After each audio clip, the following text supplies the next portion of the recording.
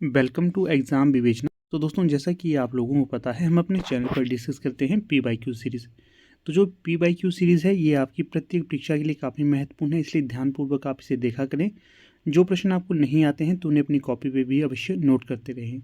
ऐसे ही हाथ पे हाथ धर के मत बैठा करें। जब भी आपको हमारे वीडियोज़ मिलते हैं तो उनको हम, आपको पता ही है, डिस्क्राइब करते हैं प्रश्नों को। जो आपको नहीं आता है, जो अधिक डिस्क्राइब किया गया हो, तो उसे आप अपनी कॉपी पे अवश्य नोट करते रहें। आपको भविष्य की परीक्षा है तो काफ़ी महत्वपूर्ण होंगे ये सारे के सारे प्रश्न। ठीक है, आज का वीडियो भी इसी से संबंधित है। पीडीएफ इत्यादि के लिए आप हमारा टेलीग्राम और व्हाट्सएप ग्रुप ज्वाइन कर लेना, वहाँ पर आपको सेंड कर दूंगा पीडीएफ। तो चलिए पहला प्रश्न यहाँ पर देख लेते हैं। पहला प्रश्न क्या पूछा गया है, अपभ्रंश में गद्य की एकमात्र पुस्तक का नाम।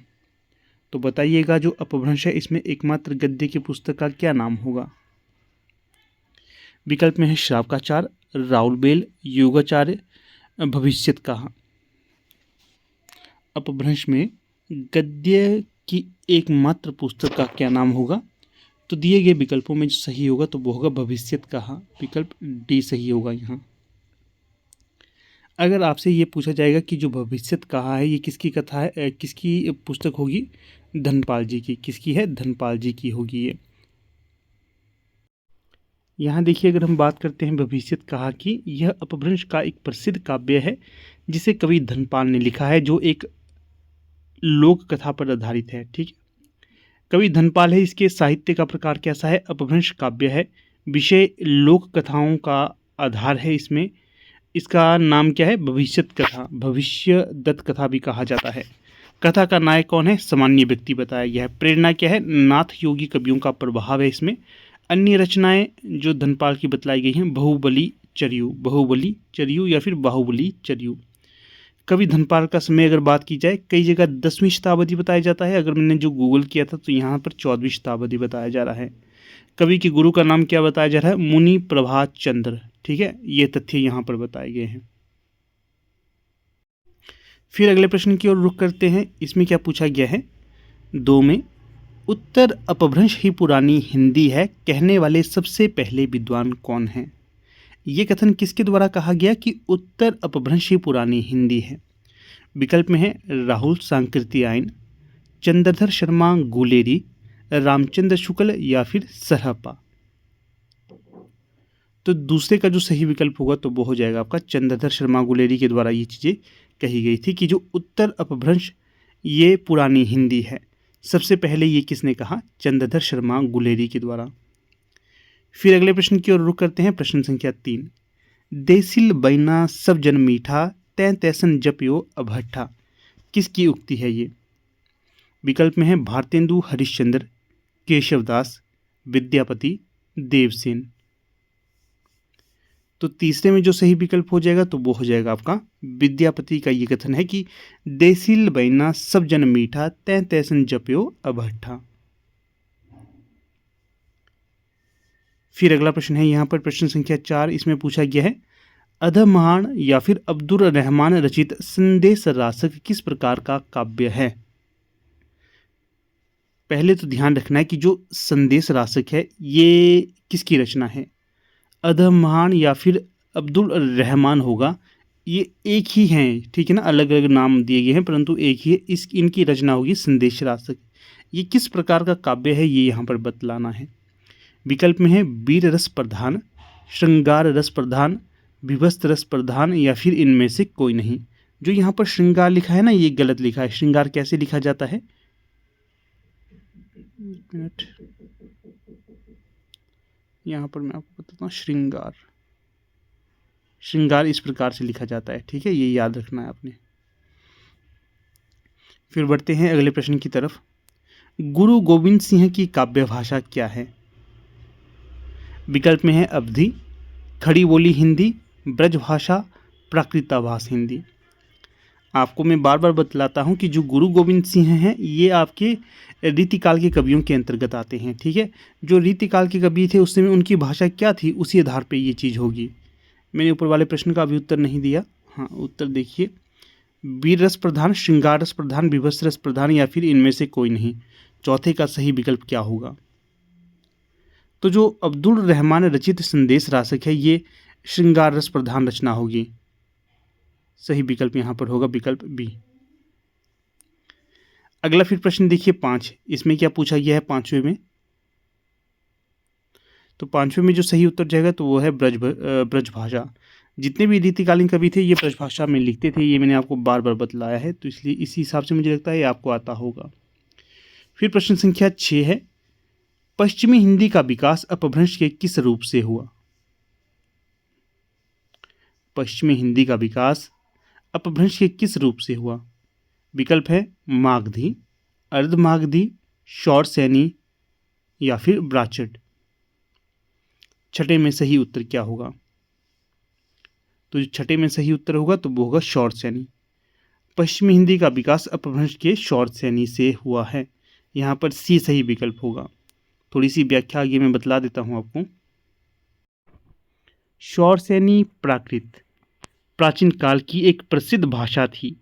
यह मध्य प्रदेश के शूरसेन, वर्तमान में से ब्रजमंडल कहा जाता है, शूरसेन प्रदेश में बोली जाती थी। शौरसेनी प्राकृत मागधी और अर्धमागधी का मूल आधार थी। शौरसेनी से ही हिंदी भाषा समूह और पंजाबी भाषा का विकास हुआ। ये ध्यान रखना आपने। यहाँ पर शौरसेनी प्राकृत की विशेषताएं भी बतलाई गई हैं, इसे हम नहीं देखेंगे, हम सीधे चलते हैं किस तरफ, अगली। यहाँ पर हम जाएंगे शौरसेनी से विकसित उपभाषाओं की तरफ। क्या है? शौरसेनी जो उपभाषा है या फिर भाषा है या बोली है, इससे जो उपभाषाएं निकली हैं वो देख लेते हैं। राजस्थानी, पहाड़ी हिंदी, पश्चिमी हिंदी। राजस्थानी के अंतर्गत बात करें हम तो इसमें आते हैं मारवाड़ी, मालवी, मेवाती, जयपुरी। पहाड़ी हिंदी की बात करें इसमें कुमाऊनी और गढ़वाली और नेपाली भी आती है। पश्चिमी हिंदी की बात करें इसमें ब्रजभाषा, कन्नौजी, खड़ी बोली, हरियाणवी, दक्षिणी आती हैं। ये अलग से फैक्ट आपको याद होने चाहिए क्योंकि पूछे जाते हैं ये। फिर अगला प्रश्न देखिएगा यहाँ पर, आला खंड किस प्रकार का ग्रंथ काव्यांश है? क्या है? आला खंड किस रासो ग्रंथ का काव्यांश है, ये प्रश्न पूछा गया है। जो आला खंड है किस रासो ग्रंथ का काव्यांश है? आला खंड काव्यांश है किस ग्रंथ का, ये पूछा गया है। विकल्प में है बिसल देव रासो, खुमान रासो, परमाल रासो या फिर हमीर रासो। 7वें का सही विकल्प कौन सा होगा? तो 7वें में जो सही विकल्प हो जाएगा तो वो हो जाएगा आपका परमाल रासो का ये काव्यांश होगा। देखिएगा, परमाल रासो आदिकालीन हिंदी साहित्य का एक प्रसिद्ध वीर गाथात्मक रासो काव्य है। इसे आलाखंड के नाम से भी जाना जाता है। इसकी रचना जगनिक ने की थी। किसने की थी? जगनिक ने। मोस्ट इंपॉर्टेंट प्रश्न है। जगनिक महोबा के राजा परमाल देव के दरबारी कवि थे। किसके दरबारी कवि थे? परमाल देव के। परमाल रासो के संबंध में जो महत्वपूर्ण बातें कही जाती हैं वो इस प्रकार से हैं। यह रासो काव्य वीरता के भावों को बड़ी सुंदरता से दिखाता है। इसमें छप्य, कवित, दुहा, तोमर, त्रोटक, गाथा, आर्य आदि छंदों का प्रयोग किया गया है। इसमें महोबा के 2 प्रसिद्ध वीरों आला और उदल के वीर चरित्र का विस्तृत वर्णन किया गया है। यह रासो काव्य उत्तर भारत में बेहद लोकप्रिय रहा है। इसके आधार पर प्रचलित गाथा हिंदी भाषा भाषी प्रांतों में गांव-गांव में सुनी जाती रही है। आला लोक गाथा वर्षा ऋतु में विशेष रूप से गाई जाती है। ये मोस्ट इंपॉर्टेंट तथ्य यहाँ पर होगा। पूछा जाता है आपसे कि जो आला खंड है या फिर आला लोकगीत है ये किस ऋतु में गाए जाते हैं? वर्षा ऋतु में गाए जाते हैं। ये ध्यान रखिएगा, यहाँ पर कहा गया है, ये आपको आना ही चाहिए। इम्पॉर्टेंट प्रश्न यहाँ से पूछे गए हैं, वेरी वेरी इंपॉर्टेंट। जो भी तथ्य बताए गए हैं भविष्य की परीक्षा के लिए काफ़ी महत्वपूर्ण होंगे ये, अगर आप ध्यान से सुनते हो। एक्स्ट्रा फैक्ट इसीलिए लाता हूँ ताकि आप एक्स्ट्रा नोट करते रहें। फिर यहाँ पर बात की जाती है राजा परमाल के बारे में। राजा परमाल चंदेल वंश के सबसे प्रतापी राजाओं में से एक हुए हैं। किस वंश से संबंधित हैं ये? राजा परमाल चंदेल वंश से संबंधित हैं। राजा परमाल, इनके सेनापति थे वीर आला और उदल। ये दोनों वीर सेनापति रहे हैं जिन्होंने 52 लड़ाइयाँ जीती थी, काफ़ी महत्वपूर्ण है। इन्हीं के ऊपर आधारित है ये परमाल रासो। आला उदल के जो आला खंड है ना, इन्हीं दो के ऊपर आश्रित है ये। फिर रुक करिए अगले प्रश्न की तरफ।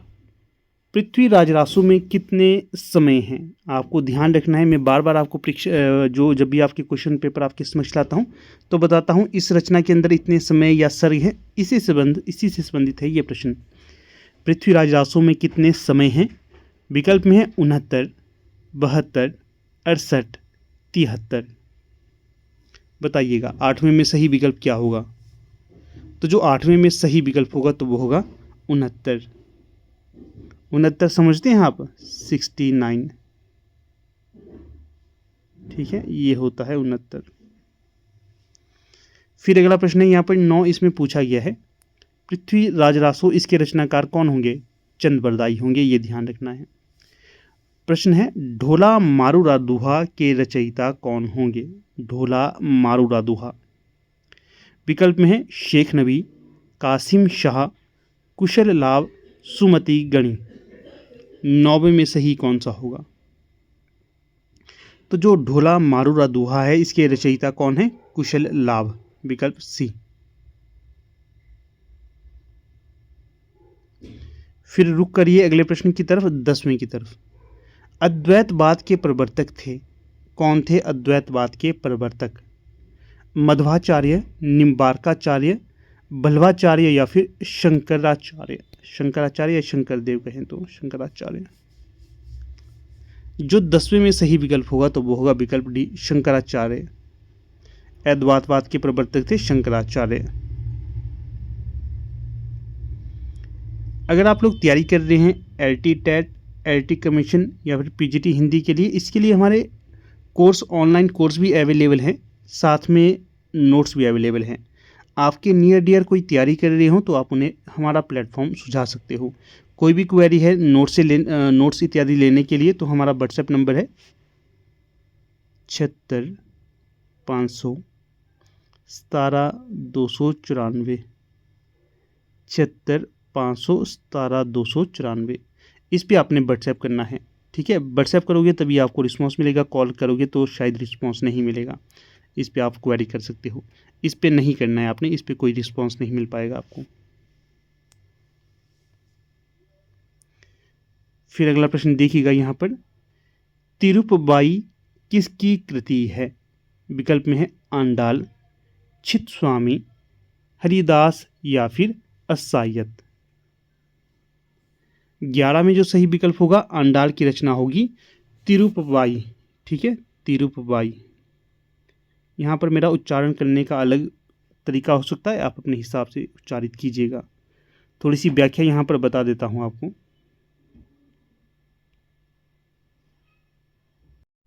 यहाँ आप व्याख्या देख सकते हैं, तिरुपबाई पीछे लिखा गया है, तो यहाँ है तिरुपबाई। क्या है ये? जो पीछे की जो प्रश्न थी उसकी व्याख्या है तिरुपबाई, ठीक है, उच्चारित अपने हिसाब से करिए। जो ये महिला कवि संत आंडाल है, इनकी रचना है ये। जो ये रचना है ये 30 छंदों का एक संकलन है। कैसा है? 30 छंदों का एक यह संकलन है जिसमें भगवान विष्णु की स्तुति की गई है। यहाँ तिरुपबाई के बारे में कुछ जानकारी दी गई है, ये आपको याद रखनी है। अर्थात तिरुपबाई क्या है? यह तमिल भाषा में लिखे गए हिंदू भजनों का एक संग्रह है। प्रश्न ये भी पूछा जा सकता है किस भाषा में लिखे गए हैं ये तिरुपबाई? ये तमिल भाषा में लिखी गई है और हिंदू भजनों का यह संग्रह है। कई बार ये प्रश्न पूछा जाए आंडाल कौन थी? आंडाल जिन्हें कवयित्री आंटाल भी कहा जाता है, 9वीं शताब्दी ईस्वी में ये दक्षिण भारत में रहती थी और ये 12वीं ये जो 12 संत अलवार संत है इनमें एकमात्र महिला संत थी। हाँ, गौर फरमाइए यहाँ पर देखिए क्या है। अगर गौर से देखोगे आपको कई बार पूछा जा सकता है कि जो अलवार संत थे इनकी संख्या कितनी थी? 12। ये 12 में एकमात्र महिला संत थी, ये भी आपको याद रखना है। तिरुपबाई में क्या है? यह 30 छंदों का एक संकलन है जिसमें भगवान विष्णु की स्तुति की गई है। ये आपने ध्यान रखना है। डायरेक्ट इनडायरेक्ट यहाँ से आपको प्रश्न पूछा ही जाएगा परीक्षा में। फिर रुक करिए अगले प्रश्न की तरफ। यहाँ पर क्या पूछा गया है 12 में, शिवा को बखानो कि बखानो 76 साल को, किस कवि की पंक्ति है ये, प्रसिद्ध पंक्ति रही है ये। विकल्प है देव, घनानंद, भूषण, मतीराम। ये सारे के सारे जितने भी विकल्प में दिए गए हैं रचनाकार, ये होंगे आपके रीतिकाल के प्रसिद्ध कवि। ठीक है, तो इनकी किसी एक की पंक्ति है, तो देखते हैं किसकी पंक्ति होगी ये। तो सही जो विकल्प होगा तो वो होगा कवि भूषण की पंक्ति है ये। जो कवि भूषण है ये रीतिकाल में एकमात्र ऐसे रचनाकार या फिर विद्वान माने जाते हैं जिन्होंने वीर रस की रचनाएं लिखी हैं। ये ध्यान रखना है आपने। अगले प्रश्न की तरफ रुख करें तो प्रश्न संख्या 13 है, विज्ञान गीता किसकी रचना है। विज्ञान गीता किसकी रचना है। विकल्प में है नाभादास, केशव दास, चतुर्भुज दास, परमानंद दास। 13 में सही कौन सा होगा। तो जो विज्ञान गीता है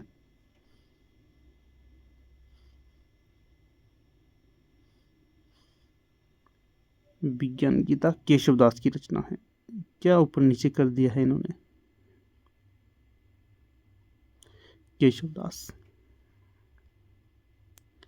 अगला प्रश्न देखिएगा, हिंदी नई चाल में ढली किसकी डायरी से उद्धृत है ये कथन। हिंदी नई चाल में ढली किसकी डायरी से उद्धृत है। विकल्प है माखनलाल चतुर्वेदी, बालकृष्ण भट्ट, भारतेंदु या फिर देवराज। हिंदी नई चाल में ढली किसकी डायरी से लिया गया, भारतेंदु हरिश्चंद्र की डायरी से। ये आपने याद रखना है, कालचक्र नामक डायरी थी इनकी, उससे लिया गया है।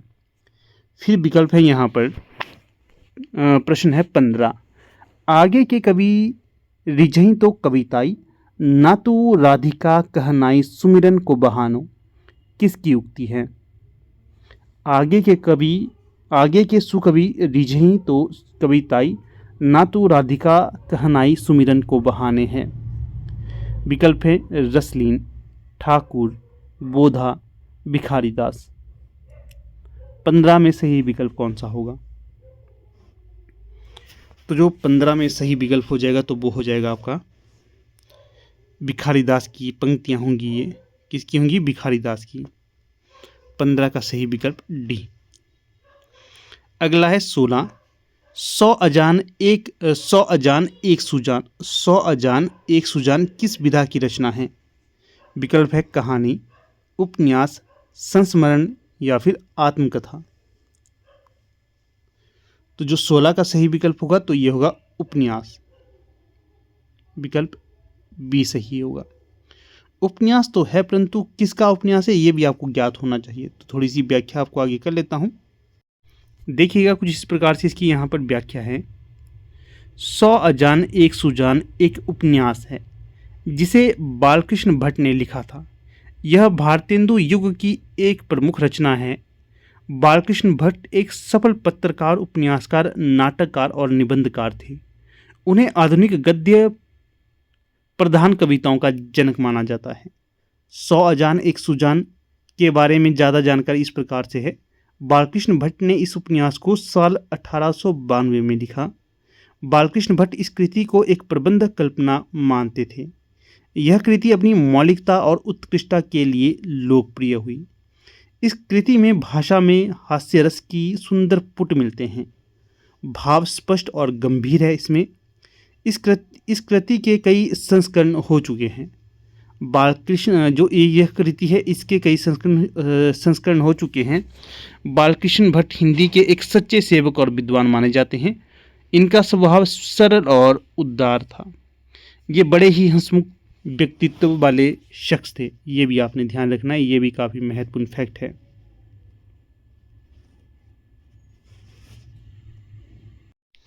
फिर अगले प्रश्न की तरफ जाइए। यहाँ पर देखिए क्या पूछा गया है 17 में, इनमें से कौन काशी नागरी प्रचारणी सभा के संस्थापक सदस्य नहीं थे। विकल्प में है श्याम सुंदर दास, लाला श्रीनिवास दास, रामनारायण मिश्र, शिव कुमार सिंह।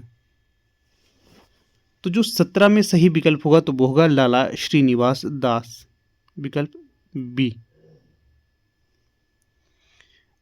प्रश्न ये पूछा जाएगा कि जो काशी नागरिक प्रचारणी पत्रिका है, इसका कब का समय माना जाता है जब ये अस्तित्व में आई? 1893 का।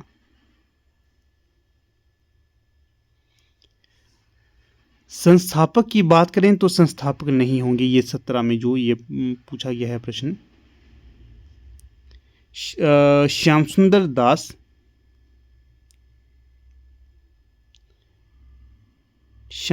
दास, राम नारायण मिश्र, शिव कुमार सिंह, ये तीनों ही इसके संस्थापक में थे।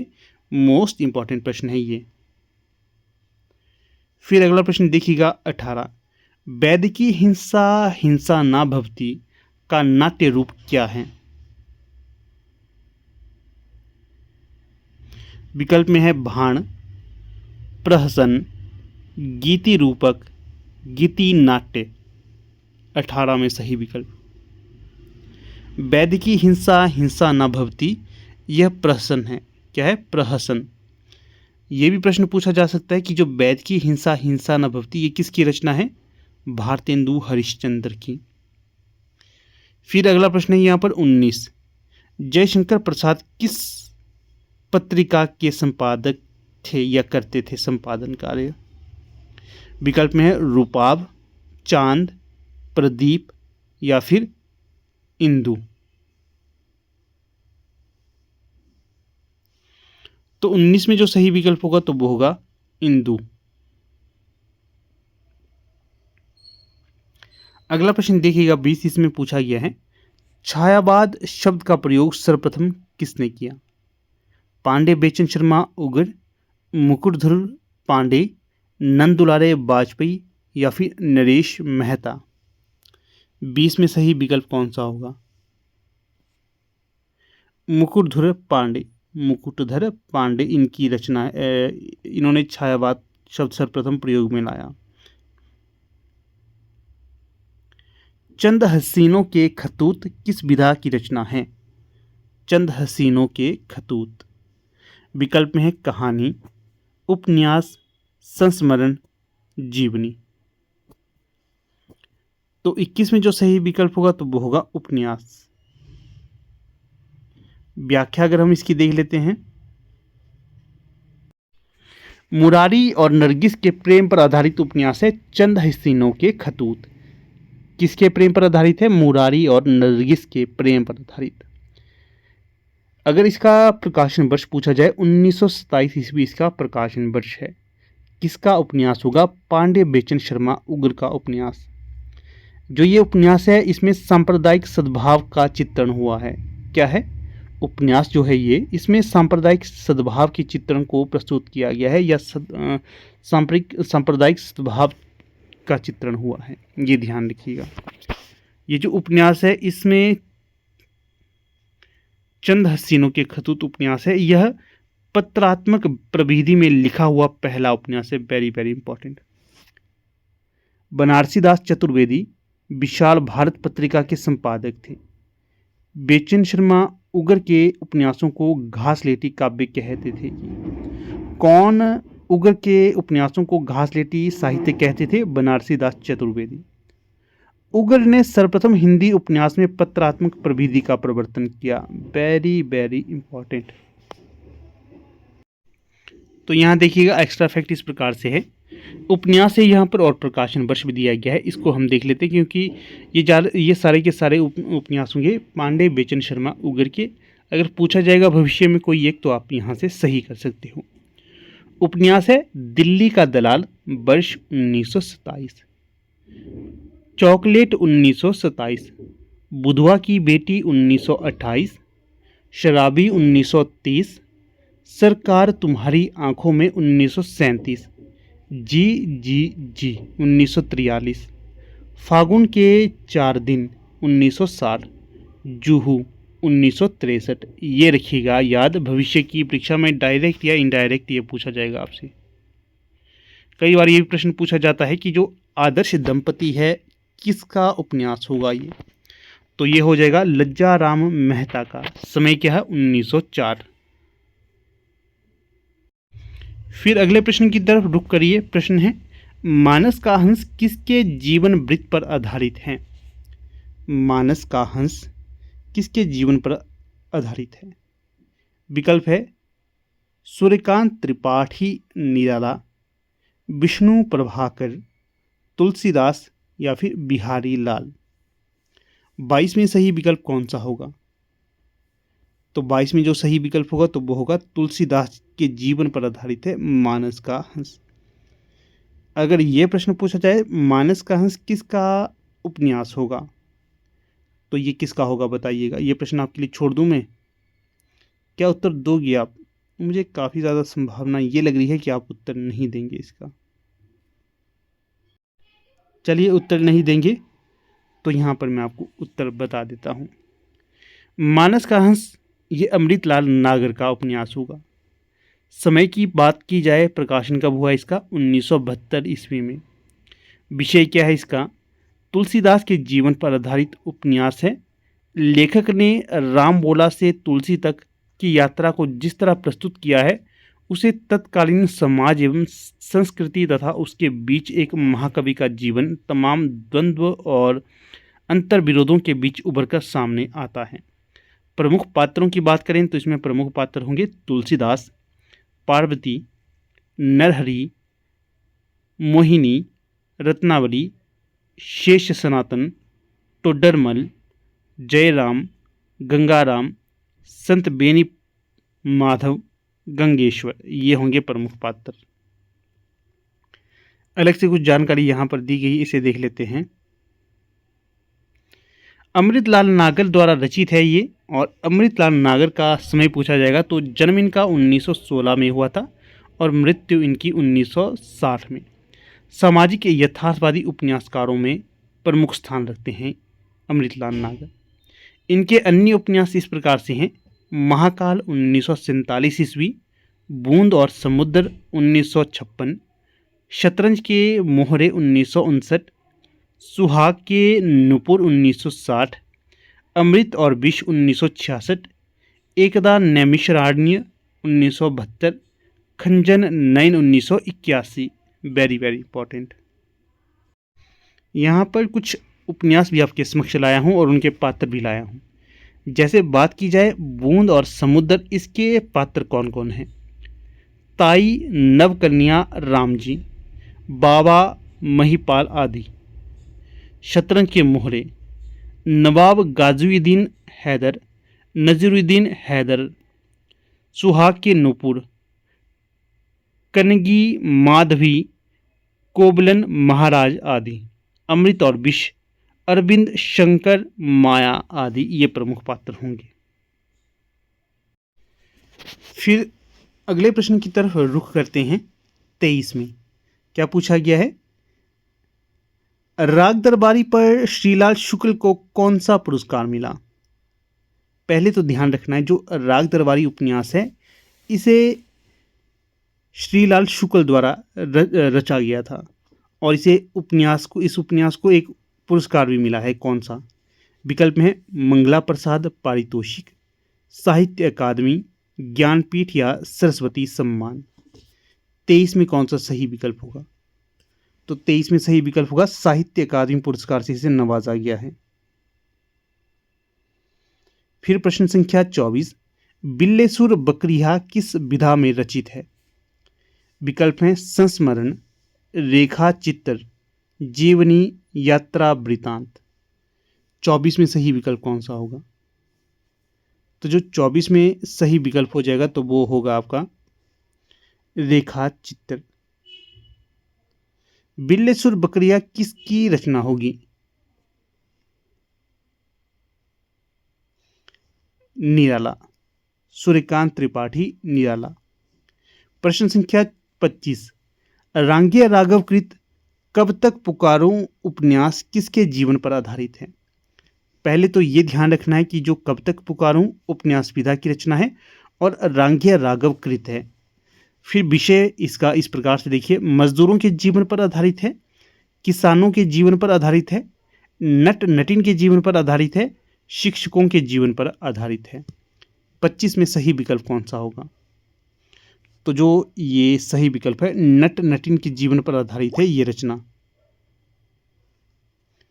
फिर प्रश्न संख्या है 26। अनामदास का पोथा किस कथा अनामदास का पोथा की कथा किस उपनिषद से ली गई है? विकल्प में कठोपनिषद, मुंडकोपनिषद, तैत्तरीय उपनिषद, छांदोग्य उपनिषद। 26। जो अनामदास का पोथा है यह छांदोग्य उपनिषद पर आधारित है। फिर बात ये की जाए किसकी रचना है ये? अनामदास का पोथा हजारी प्रसाद द्विवेदी की रचना है। कैसी रचना है? उपन्यास पर आधारित, उपन्यास विधा की रचना है, ये आपको याद होना चाहिए। फिर प्रश्न है यहाँ पर 27। बाणभट्ट की आत्मकथा में किस युग की सांस्कृतिक दशा का चित्रण हुआ है? हर्षकालीन, कनिष्ककालीन, अशोककालीन, समुद्रगुप्तकालीन। 27। तो जो बाणभट्ट की आत्मकथा है इसमें किस युग की सांस्कृतिक दशा का चित्रण हुआ है? तो देखिएगा सही जो विकल्प यहाँ पर 27 का होगा तो वो हो जाएगा आपका हर्षकालीन युग की सांस्कृतिक दशा का चित्रण हुआ है। फिर बात ये की जाएगी किस प्रकार की रचना है ये? उपन्यास है ये। किसका है? हजारी प्रसाद द्विवेदी का, ये आपने ध्यान रखना है। फिर प्रश्न है 28। नन्हकू सिंह किस कहानी का पात्र है? नन्हकू सिंह किस कहानी का पात्र है? विकल्प में है गुंडा, घंटा, ईदगाह, मंदिर। ये सारी की सारी कहानियां हैं, ये याद रखना आपने। ये जो पात्र होगा किस कहानी से लिया गया है? गुंडा कहानी से लिया गया है। कौन है गुंडा कहानी के कहानीकार? जयशंकर प्रसाद। फिर प्रश्न है यहाँ पर 29। दक्षिण भारत हिंदी प्रचार सभा चेन्नई की स्थापना किसने की थी? जवाहरलाल नेहरू, लाला लाजपत राय, महात्मा गांधी, वीर सावरकर। 29। तो जो 29 में सही विकल्प होगा तो वो होगा आपका महात्मा गांधी के द्वारा दक्षिण भारत हिंदी प्रचार सभा चेन्नई की स्थापना की गई थी। अगला प्रश्न 30। निम्नलिखित में से कौन गरीब शिल्पी के जीवन पर या उसके संघर्ष पर आधारित नाटक है? रीढ़ की हड्डी, कोणार्क, मुआवजा, करबला।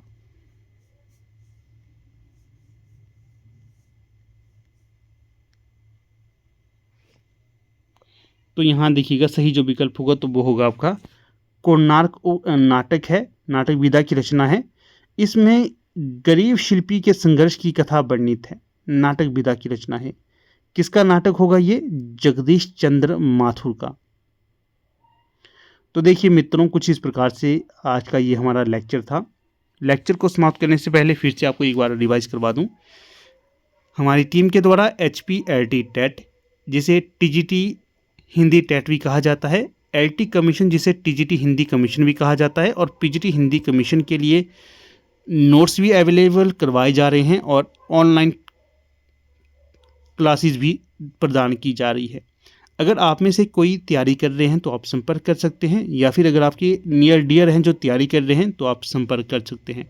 नंबर मैंने आपको बता दिया 76